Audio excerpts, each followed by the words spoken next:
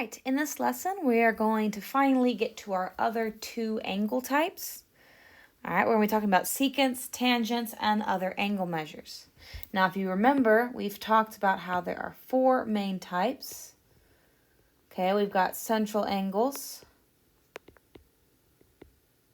All right, we've got inscribed angles.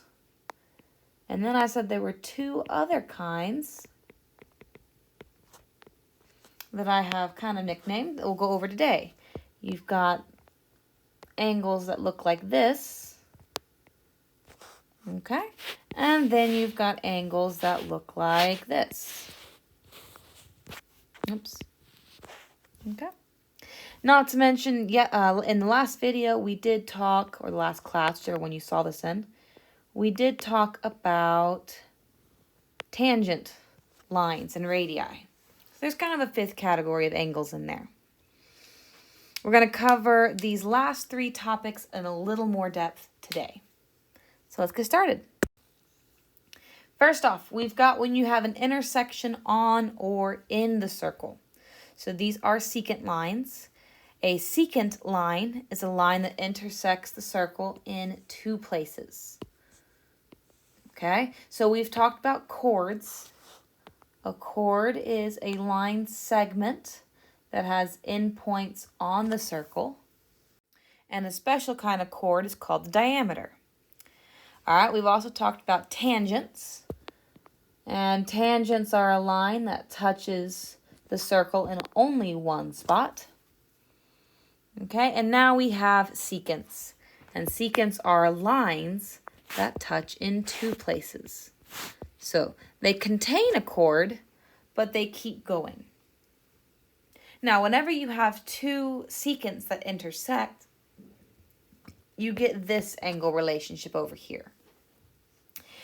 And when you have two secants or chords that intersect in the interior, then the measure of the angle is half of the sums of the intercepted arcs. Okay, I know that was a lot. But basically, if we look at angle 1 over here, if this is arc A and this is arc B, in no particular order did I name those, by the way, I could have flipped those and the equation works the exact same, then the measure of angle 1 is equal to 1/2 A plus B. Okay, and that's what this red equation over here states. And that would be the same for this angle and this angle because those are vertical angles. All right? And angle 2 works the exact same way. I could erase these markings and have the exact same equation if I put A over here and B over here. Only in that case, I would be solving for the measure of angle 2 instead of angle 1. Ta-da! So if ever you have two intersecting secants or two intersecting chords, then the angle measure is half of the sum of the arcs. Let's do a few problems. Okay, so for this first one, I'm looking for my angle measure. So I know that x is equal to 1/2, and then I have 47 plus 116. And then you solve. You get that x is equal to 1/2 of 163. And then you can keep going, but leave it as a fraction because fractions are nice. And you just say that 163 over 2 is your final answer. If you are thoroughly desperate and you just want a decimal, 81.5. But be nice to fractions and just leave your answer as a fraction. Okay, you do this one. You're going to find x, same as always. Good luck. And there you have it. Now, this problem, you could have solved it in one or two ways. I decided to rewrite it as a fraction instead of 1/2 times the binomial.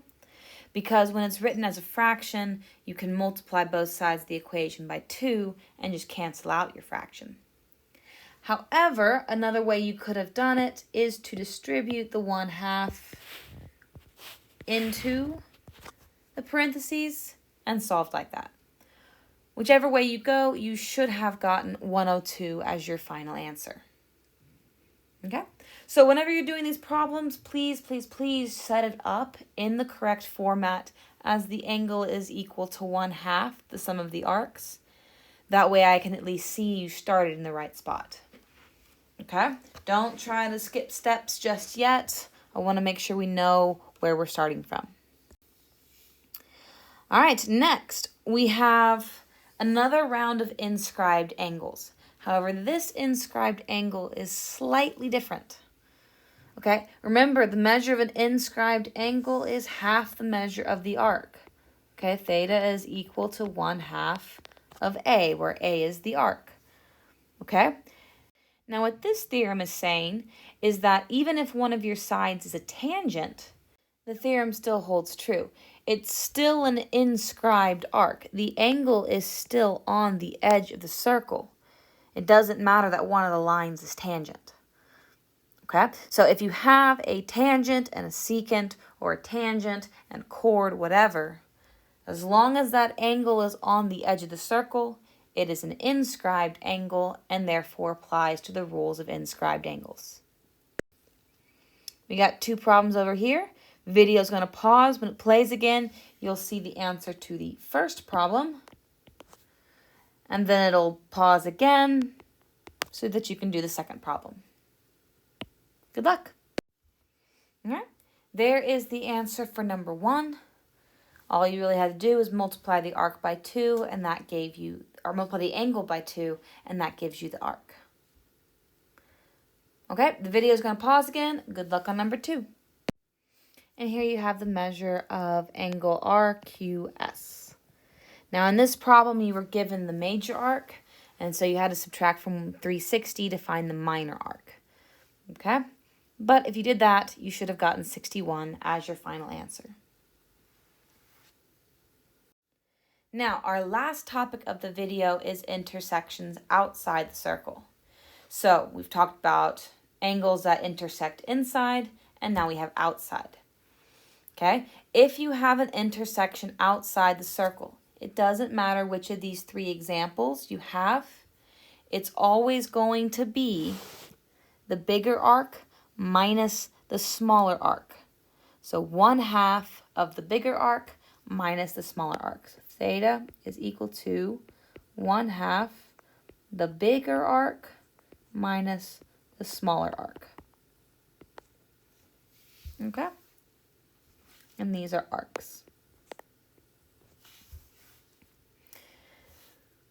So when the lines crossed inside of the circle, you took half of the sum.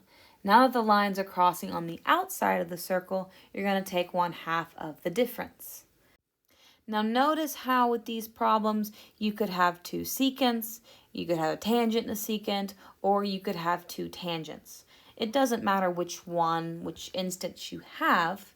Notice how angle A is always outside of the circle. Okay? So as long as the angle is outside the circle, then you're good for this rule. Okay, let's do a problem. So here I have that this bigger angle, or this bigger arc, is 179, and I have the smaller arc at 71. So my rule is that theta is equal to 1/2 the bigger one minus the smaller one. Okay? Oops. Might as well just be consistent. So I'm going to have 179 minus 71 divided by 2. This is going to give me 108 divided by 2. And theta, or I guess we'll do it this way, theta, or the measure of angle S, to be proper with our notation, is equal to 54. Okay. So the math on these isn't going to be very hard. It's just remembering which formula, which rule goes with which situation. All right, video's going to pause. You do the next one. Okay, now in this problem, you were given the arc, or the bigger arc and the angle, but we needed to find the smaller arc.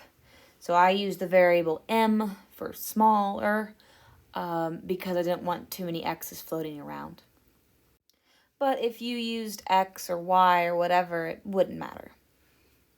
So in this problem, I multiplied both sides again by 2 to cancel out that fraction, and then it's basic algebra from there. Now, if you have questions on any of the algebraic steps, please let me know and we can go over that. Otherwise, just make sure that you are setting up your problem in the original format, so in this format, or as theta is equal to big minus small divided by 2. Okay, one of these, that way you know where you're starting from and it's easier to keep a handle on all your variables. Now, here is the chart that we've been building. Hopefully you have this. The only thing we have that this chart doesn't is a central angle. But hopefully you know about the central angle by now, and that theta is equal to the arc.